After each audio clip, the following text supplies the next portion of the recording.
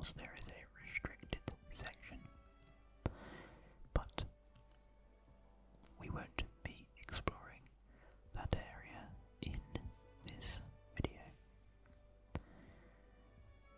I particularly like the ambient sounds, and I think the main difference as we make our way down the spiral staircase that I will try to do in the next video is to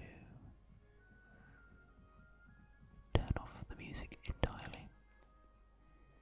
The music is quite good, it's very good, but it can be a little loud and jarring at times, and personally my favourite aspect of these wandering videos are the ambient sounds. So in the library,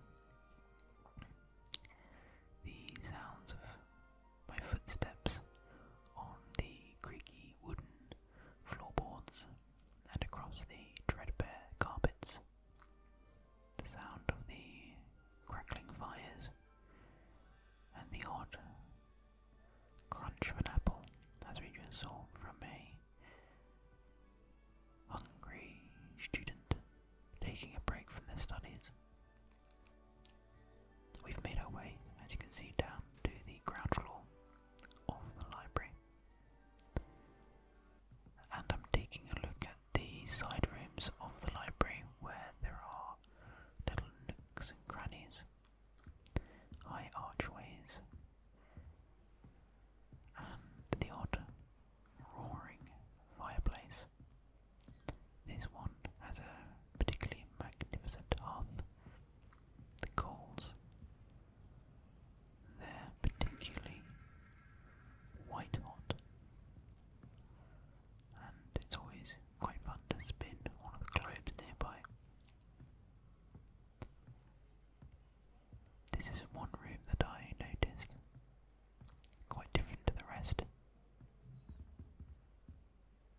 A haze of orange from the enchanted candles by the ceiling, and the dim glow of a desk light in the corner. Magnificent looking ethereal tapestry on the wall, and I think I'll come back there at some point to maybe use Revelio in the area to make sure I've not missed anything. I've decided in this video that I won't do any kind of spellcasting. It can be, again, a bit jarring, so I'll leave that to my own personal playthrough. This is one of my particular favourite areas in the library. The librarian's corner, I suppose you could call it. A selection of books and general unkemptness of the area. There's an enchanted stamp which I suppose is logging all of the books that are taken in and returned. And that is the end of our look and exploration of the library. As we make our way upstairs, we enter the bustling central hall, a change of pace from the library at Hogwarts. Honestly, this is an area that I don't remember at all from the books, and I certainly don't think it's an area of focus or interest in the movies. But in the game it is kind of a central hub for students to meet, and it's the start of a couple side quests. But it is a sort of foyer and a go-between from the relative quiet of the library to the dungeons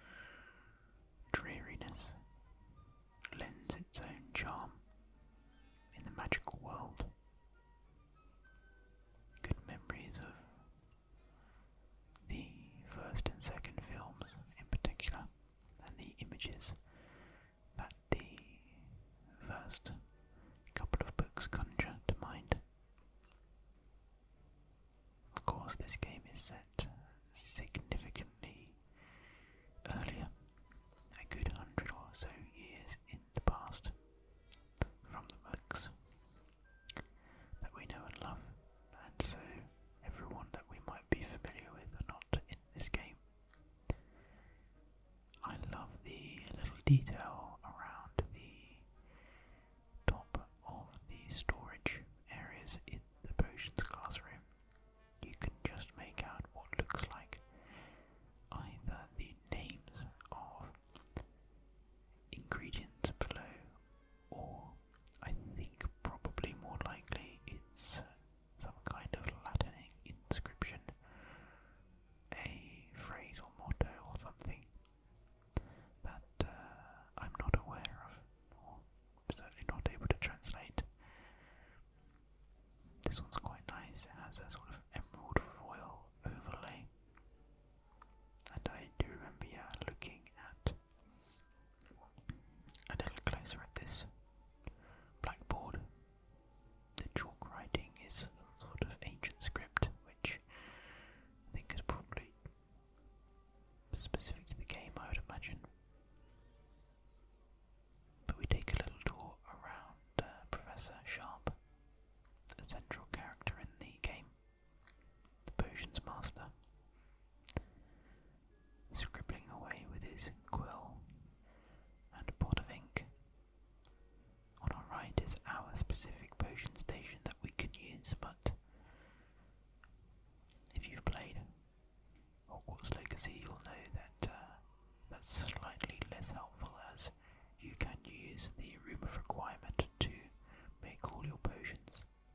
I decided to open up Professor Sharp's office to take a look.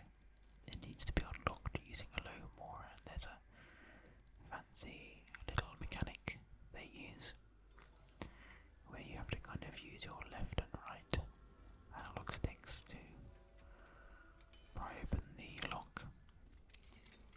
I'll do my best to reduce the volume of that spell, as again it can be a little loud. But I thought that Professor Sharp's office, not classroom, I thought it was very quaint and quite cosy in its own sort of slightly creepy way. The candles in particular caught my eye. Spinal columns of some unfortunate creatures, large and small by the looks of it. Or perhaps it's just wax that's been moulded into that shape using some sort of unusual magic or something. I'm looking forward, really, in that vein, to the development of lore in the game. And if you're part of the Hogwarts Legacy Discord, you'll know that lore is something a lot of people are interested in. Overall, I'm really, really enjoying this game. There are maybe one or two aspects of the game that I think could do with improving, but the general feel, the nostalgia that it induces, and the literal gameplay is all very, very good. I'm making my way down further past the potions classroom to an area that I've been unable to access until this little exploration video. I only recently learned the Alohomora spell, and so it's only fitting that in our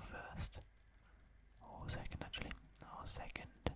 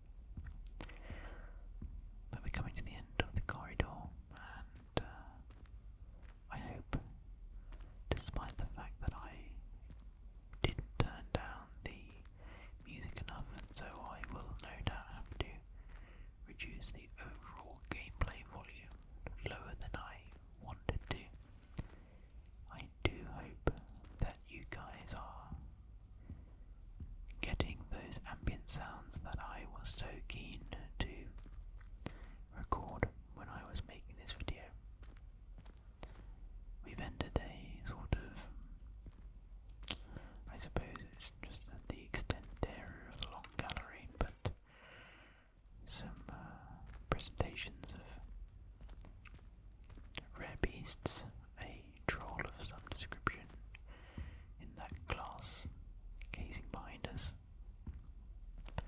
Another one of these puzzle doors. I have no idea how to do them. I've not really attempted to solve them, but I kind of get how I could start going about it. There are a couple of these rotatable wall ornaments, but I'll leave that to my own gameplay, I think. Another lock to allow us to exit the bell tower and rejoin the, I guess, standard student population. I do quite like these Alohomora clasps, and now that I've learned the spell, I really should go about exploring the rest of the castle. On exit and rejoining the main castle areas, it's no doubt fallen into nighttime. It was sort of midday at the start of the video, and obviously this game has a day-night cycle, so the ghosts are out roaming the halls. They've got the place to themselves now. Most of the students should, or at least have, gone to their dormitories, and that just leaves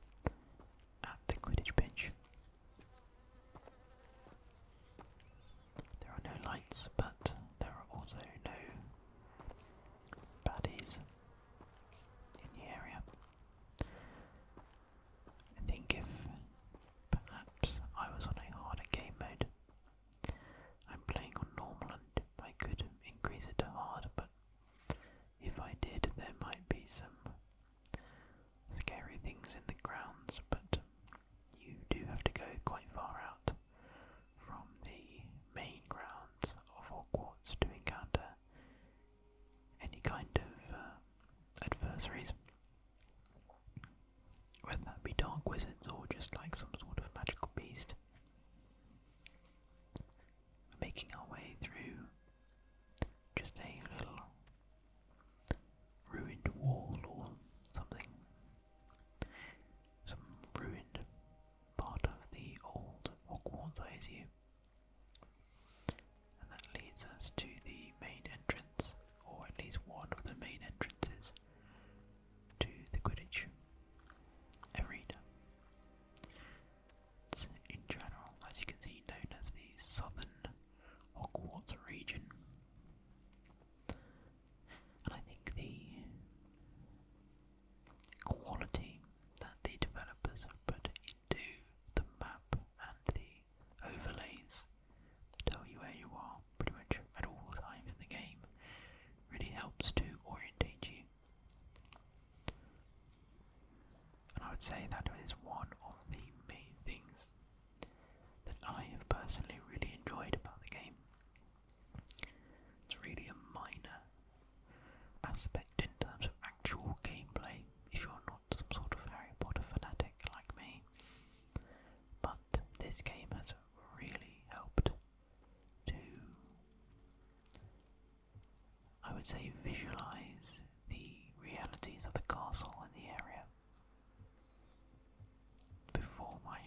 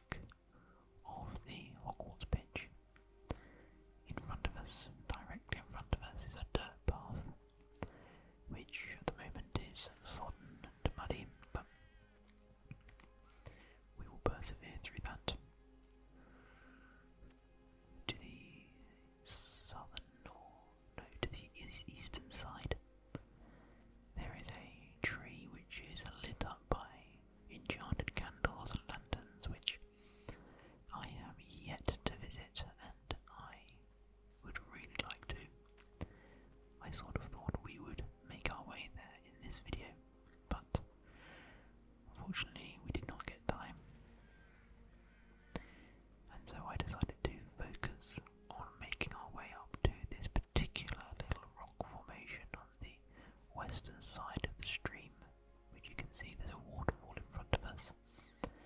Something I also wanted to visit but didn't find the time. But on this rock formation, if you look directly to the south towards the castle and the Quidditch area, I was convinced that the timing might just be right for the rising of the sun over Hogwarts. And, spoiler, I was correct. We're going to make our way slowly and carefully up the dirt path and turn around and just wait for a little while. Soak in the view. Take in the sights as we do now, looking back on ourselves, seeing where we've come from. This video, a leisurely half an hour stroll so far, has taken us from the belly of the library up to one of the nearby overlooks to the castle. I think we need to get a bit of a shake on if we're to get a really nice view of the sunrise, but I know that we do because I was just super chuffed with the view that we got. Up here, we inadvertently discover something that really surprised me, but we'll come on to that in a second. But here you are. We didn't quite have enough time to get to precisely the spot I wanted to get to, but after the beautiful sunrise coming from the southeast of the castle, rising up above it, once all of the beauty of the sunrise has come and we are bathed in the morning light in its entirety, I will make our way up to the spot that I really wanted to get to, and you'll see a really even more beautiful view than one that we have now. I decided to turn around just so you could see the beauty of my character as well. I think he's a handsome chap, which is odd because he's modelled on me. I'm only joking, of course, I'm incredibly handsome as well. How could I not be in such a beautiful Merlin's robe? The light of day is coming over the top of the mountains behind us, and there are a couple of flocks of birds which keep popping in and out of view. They are likely nesting sort of around the turrets of the castle and probably in the upper rafters of the Quidditch arena, I'd imagine. But day is now upon us, almost in its entirety. My character must be absolutely knackered. Not a wink of sleep. Hopefully that is not the case with you guys. Hopefully, if all is well, you're now fast asleep watching this. If that was the aim, of course. A lot of my ASMR consumption is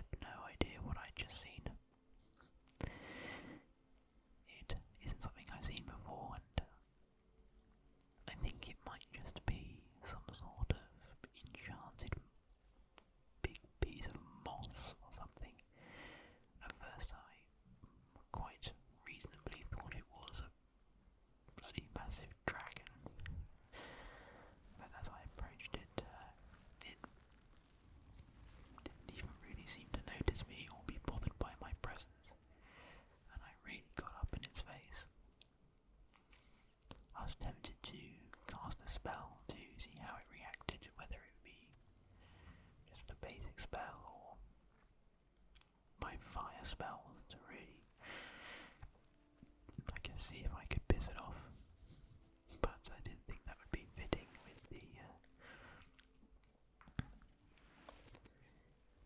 the context of the video. So I stole some Ashwind eggs and went on my way to the rock that I'm sure I'm going to use as the thumbnail to this video. By golly, what a view! With the morning sun now pretty much high enough in the sky that we get a beautiful bathing of morning light over the castle, and we can start to see the colours of the houses, specific bleachers, I guess, or turrets, I don't know what you call them, of the Quidditch pitch, rising above the ground. I thought this would be a spot and a time that I could just let the camera sit and we could just take it in for its magnificence and beauty. This game, if nothing else, is a piece of art. It might lack some of the, I guess, innovation of games like Breath of the Wild or whatever, but it has its